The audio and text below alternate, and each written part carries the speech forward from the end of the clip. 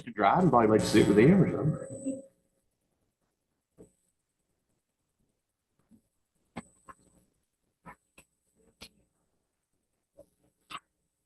Under recognition.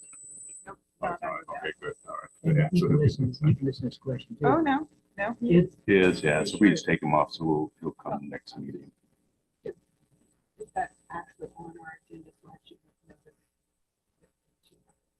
It is. Yeah, it's actually on Yeah. purpose on there. So, yeah. So Oh, good. when he's here next time. Anything in the ordinance between poultry or chickens?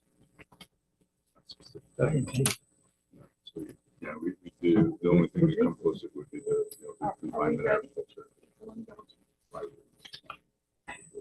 That's a-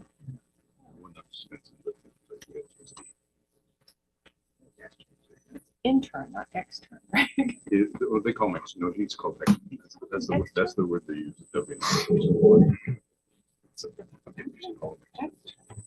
Really? Okay. Yeah. Learn something.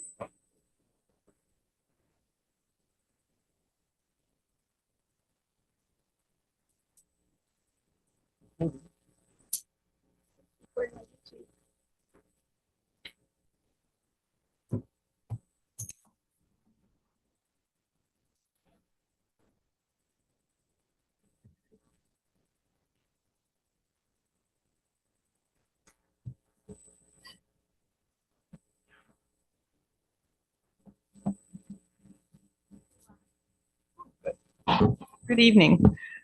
Welcome to the Monday, September 8th, 2025 Board of Supervisors meeting. This meeting is now called to order. Ms. Witten will now conduct roll.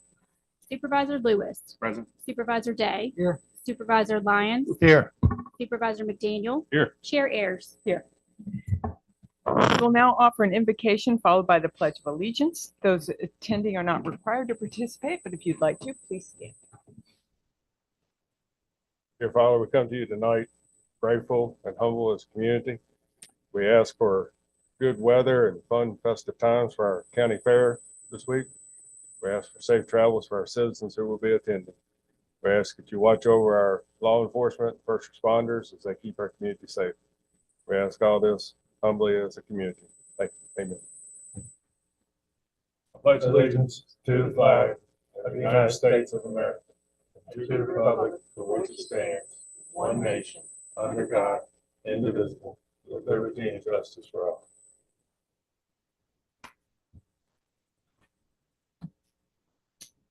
We will hold citizen comments near the beginning of the meeting. We will do our best to take citizen comment remotely. There are two options for citizens to offer comment. To join by telephone, you may dial in to one of the numbers listed on the county website. Webinar ID and password are there for your convenience. Citizens wishing to simply view the meeting live or after the fact can do so on the Rockbridge County Board of Supervisors YouTube channel, also available on the county website. If you wish to make a citizen comment as a Zoom meeting participant, you will use the raise your hand feature. You can press the raise hand button on the bottom of your Zoom window or press *9 if you're calling in by telephone. Changes to the agenda. Gentlemen, anybody? I have one. I would like to add the authorization for Brandy Witten to be the interim clerk during Mr. Suter's much deserved vacation to sign final documents related to this meeting. So if that's okay with you all, I will add that right now. And do I have a motion? So moved. Do I have a second? Second. Mr. McDaniel? Yes. Mr. Day? Yes. Mr. Lyons? Yes. Mr. Lewis? Aye. And I vote yes. Moving on to recognitions and presentations. Mr. Dryden, on the agenda, we have the introduction of County Attorney Extern Peter Mitchell, but that will be next meeting, I understand. Okay. And now National Manufacturing Month resolution. Have a resolution the board would like to have read. A resolution recognizing October as Manufacturing Awareness and Appreciation Month in Rockbridge County. Whereas Rockbridge County recognizes the manufacturing industry as a cornerstone of its economy and community prosperity and wishes to honor and celebrate October as Manufacturing Awareness and Appreciation Month. And whereas Manufacturing Day, observed nationally on the first Friday in October and celebrated this year on October 3, 2025, serves as a focal point for recognizing the achievements of the manufacturing sector and inspiring the next generation of workers. And whereas manufacturing encompasses businesses engaged in the mechanical, physical, or chemical transformation of materials, substances, or components into new products, fueling innovation, productivity, and growth. And whereas manufacturing plays a vital role in Rockbridge County's economy by providing high-quality employment opportunities, fostering local investment, and contributing significantly to the region's overall economic development and competitiveness. Whereas Rockbridge County is home to 35 diverse manufacturing companies that employ approximately 1,000 dedicated workers, supporting families and sustaining the community's workforce. Whereas the manufacturing sector generates an average weekly wage of $1,028, resulting in a total annual payroll of $45,915,678, strengthening household incomes and driving consumer spending across Rockbridge County. And whereas the impact of manufacturing extends far beyond direct employment, supporting secondary jobs in supply chains, logistics, retail, and professional services, thereby multiplying its contribution to the local economy. And whereas Rockbridge County manufacturers exemplify commitment to innovation, workforce development, and continuous improvement, ensuring that the industry remains competitive and resilient in a rapidly changing global economy. Whereas a strong manufacturing sector is essential to Rockbridge County's long-term economic vitality, helping to attract new business investment, retain young talent, and secure the county's future prosperity. Now, therefore, be it resolved that the Rockbridge County Board of Supervisors hereby honors and proclaims October 2025 as Manufacturing Awareness and Appreciation Month in Rockbridge County, and recognizes October 3 as Manufacturing Day. And be it further resolved that the citizens of Rockbridge County are encouraged to recognize, support, and celebrate the indispensable contributions of the manufacturing sector to the county's economy, community well-being, and quality of life. I move we adopt this the 8th day of September 2025. Okay, is there a second? Second. Mr. Lewis? Aye. Mr. Lyons? Yes. Mr. McDaniel? Yes. Mr. Day? Yes. And I vote yes. Ms. Flint?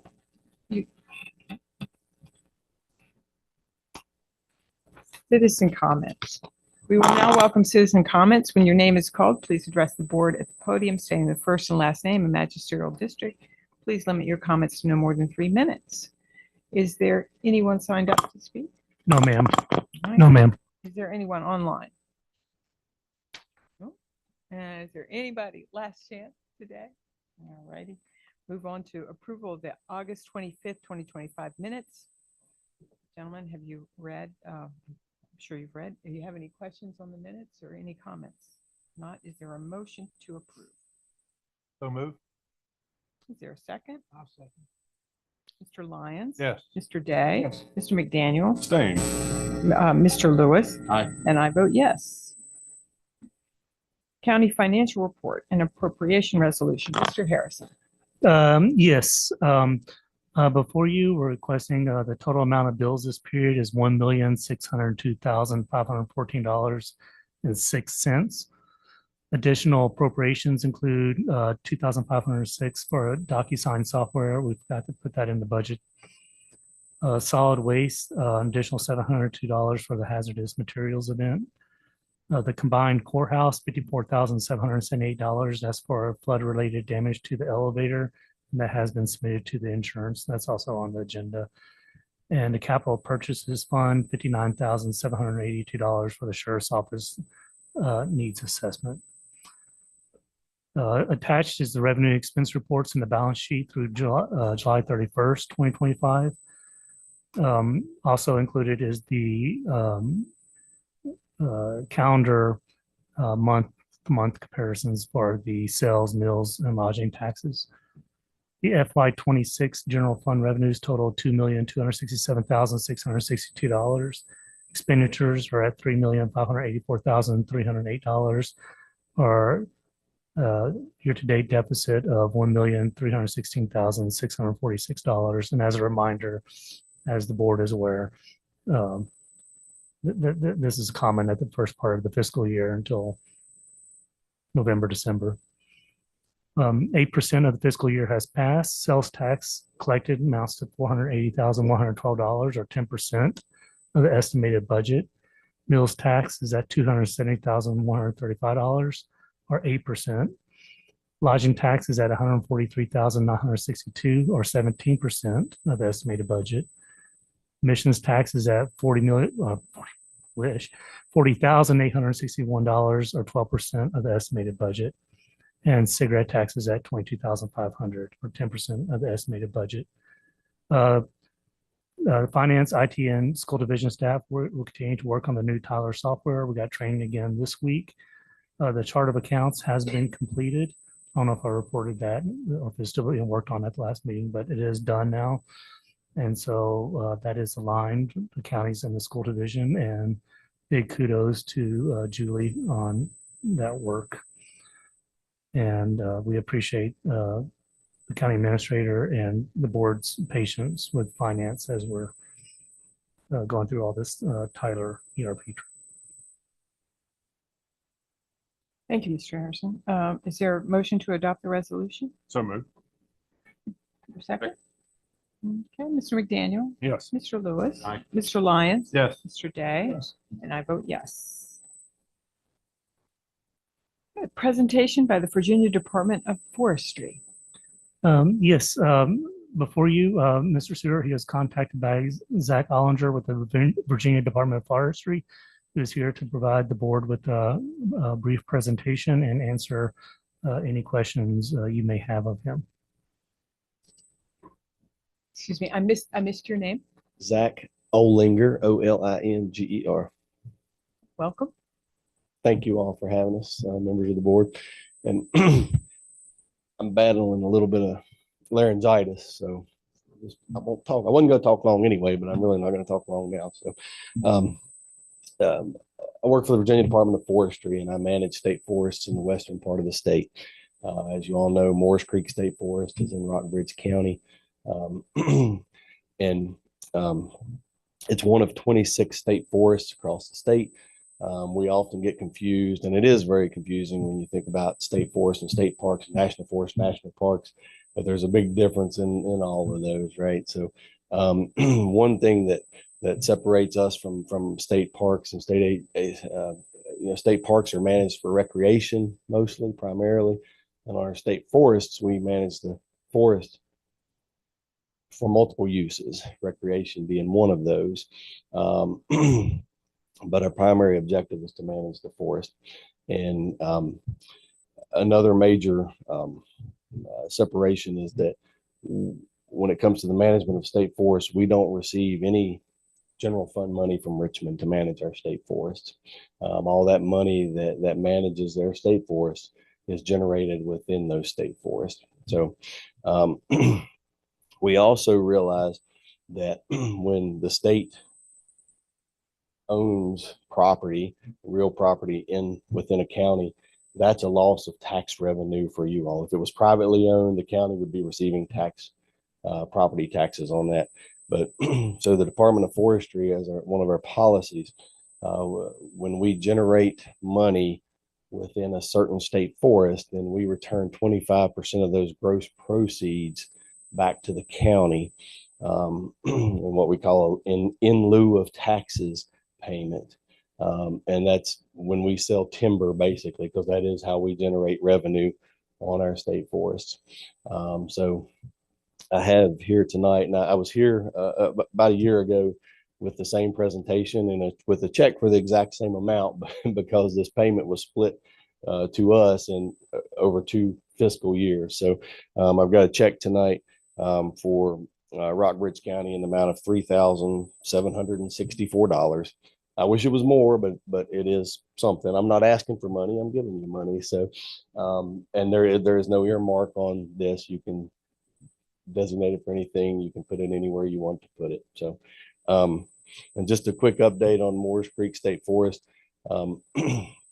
We did have the timber sale in this past fiscal year, which is for this was a 40-acre timber sale. Up until recently, we've not had management access. If you wanted to get into Morris Creek State Forest, if we wanted to get into Morris Creek State Forest, we had to walk there. So we recently have been in a partnership with the U.S. Forest Service, and we've been in the process of constructing a management road from the western end of the Moores Creek State Forest into the state forest across National Forest.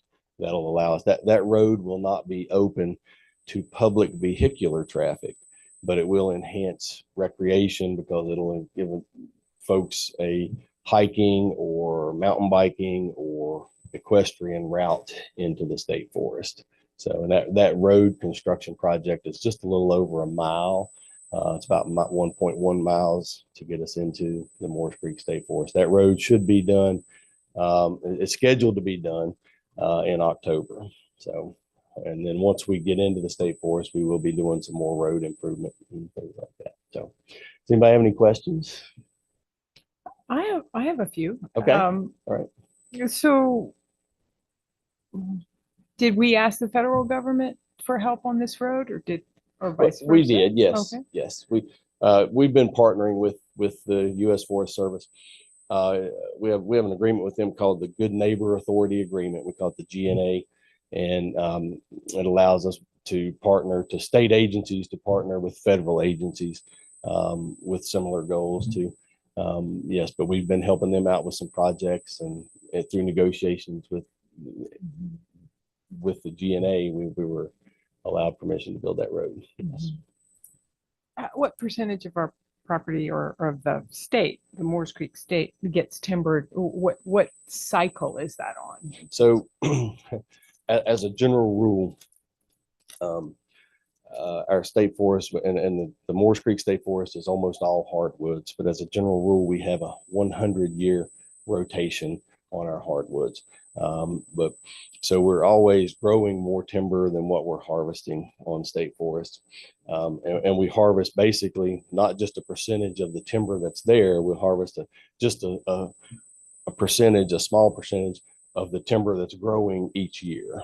So, but on the Moores Creek State Forest, because of the reservoir, because of the streams, because of the topography, a lot of that is still, even once we build this road, a lot of that state forest is still going to be inaccessible, or we won't harvest timber on that because of the, like I said, topography or proximity to water, and we'll maintain those SMZs. But as of right now, the Moores Creek State Forest is over 2,300 acres, and there's probably 700-ish acres that are actually manageable. And that doesn't mean that we'll cut timber on those 700 acres, but that's so it's less than a third that we actually could if we decide to do that within our management plan. Thank you. Gentlemen, you have any other questions? Will the ill repair of the dam have any effect on the forest? So that's a great question. We right now the city of Lexington, I think, is trying to figure out what to do with that dam, and the reservoir and the dam and the shoreline of the reservoir is still owned by the city. We don't own that, we just own the land around it. So that's going to be up to them how they handle that. I'm sure repairing that dam is going to be would be quite a project. So and I don't know that a decision's been made on that, but what are the options if they don't repair it, as far as it affecting your property? I don't see it really having a effect on our property. Yeah, no matter what they decide to do with it. If they were to, get rid of the dam, then there would, they would own 60 acres, or I don't remember how big that lake is, but the city would own 60 acres of relatively level land in there, but it still wouldn't affect what we do. So. You just answered my question of how many acres the lake was if he knew. I think it's a little less than 60, actually. The 2,300 acres, was that all the city's property at one time? It was, okay. yes. Until we acquired that property from the city, I want to say around 2011. I'm not 100% sure, but I think it was right around 2011, 2012. Okay. Thank you so much. All right. Thank you, and hopefully I'll be back to see you all again. And if you have any, I didn't bring any cards with me, but Spencer has my contact information when he gets back from New Mexico, I think he is. So, and I'll just check. He's probably the best person to give that to. All right. Well, Thank you, Mr. Thank you all. Do you still have the office out on Waddell Street? Say that again, I'm sorry. Office still on Waddell Street My office is actually in Galax. So on Rockbridge? I said, I manage state forests in the western part of the state. So yes, I've got a little drive. So Thank you, Mr. Ollenberg. thank you.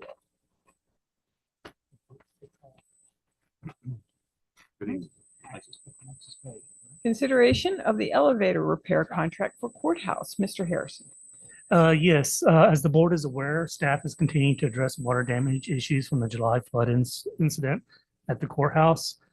Courts were returned to normal within 2 weeks of the incident, and many of the repairs have been completed. Other repairs, such as flooring, will be scheduled over the next 60 days as some materials have a long lead time. One item that we need to address is the one of the two main public elevators. Otis Service and Repair is our current courthouse elevator maintenance contractor, and they submitted a proposal to fix the damaged components for a total cost of $54,777.76, and they require a down payment of 50% of the cost. Given the dollar amount, we brought it to the board for approval, and so we're requesting the authorizing staff to execute the agreement and then appropriate the additional the $54,777.76, and that'll be reimbursed by VACOR. Is there a motion for that? So moved. Second, please. Second. Mr. Lyons? Yes. Mr. McDaniel? Yes. Mr. Day? Yes. Mr. Lewis? Yes. I vote yes. Consideration of amendment to HVAC contract at the County Administration Office Building. Yes, before you is a resolution authorizing us to enter into a contract services agreement for the HVAC services for this building with Southern Air. And this will be renewal 1 in effect from August 1st through July 31st of 2027. And 1 renewal term will remain. We did add 1 more service, and that's the BAS service, which is building automated systems. Mr. Dryden has reviewed and approved the contract from a legal standpoint. And so we're requesting the board for their approval. Is there a motion to approve that contract? Moved. Second. Mr. Lewis? Mr. Lyons? Yes. Mr. McDaniel? Yes. Mr. Day? Yes. And I vote yes. One thing I failed to mention, sorry, Madam Chair, in my finance report, we'll be receiving about $100,000 back from the city of Lexington as the fiscal agent for the 911 center from FY25. They had some significant cost savings due to some person not filling certain positions. So that'll be returned proportionate to the localities. So just we'll be receiving that. Thank you. Are there any questions or comments on the monthly staff reports? Accept them. Okay, is there a second? Second. Mr. Lewis? Aye. Mr. Lyons? Yes. Mr. McDaniel? Yes. Mr. Day? Yes. And I vote yes. Is there any other board comments or committee reports? I don't have anything this month. As Mr. McDaniel mentioned, the county fair starts the 11th through the 13th. Look forward to seeing everyone out there. Also, there will be a joint meeting of the Board of Supervisors and Rockbridge County School Board on Wednesday, September 17th at 5 p.m. at Maury River Middle School. All right, not is any unfinished business. If not, is there a motion to adjourn? Did we need to discuss anything about the ad hoc committees? Well, I was planning on having, I don't, you're welcome to bring it up if you want. I just saw it on there. I didn't know if there was anything. Yeah, I didn't, I was planning on talking to each one of you before that, That works. and then we can bring that up.